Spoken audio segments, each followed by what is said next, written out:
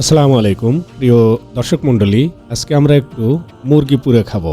আসেন দেখা যাক কিভাবে মুরগি পুরে খাইতে হয় দক্ষিণ কোরিয়াতে।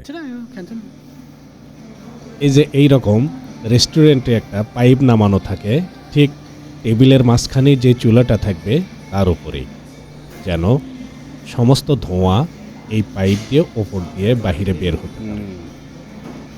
এখানে নানা রকম সাইড ডিশ থাকবে, অক্টোপাস, কাঁকড়া, বিভিন্ন ধরনের সাইড ডিশ দেওয়া থাকবে। এই যে এটা হচ্ছে মূল আমাদের মুরগির মাংস আর কি। এটাকে পুরে পুরে আমরা খাবো, যেটাকে কোরিয়াতে থংদাক বলা হয়, অর্থাৎ ফার্মের মুরগি। দাদা দেখেন কি মজা করে খাইতেছে।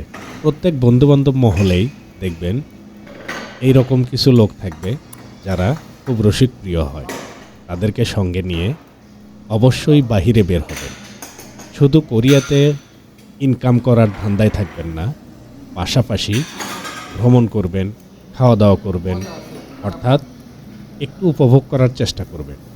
তাহলেই কোরিয়াতে সুন্দরভাবে দিনগুলো পার করতে পারবেন। ধন্যবাদ।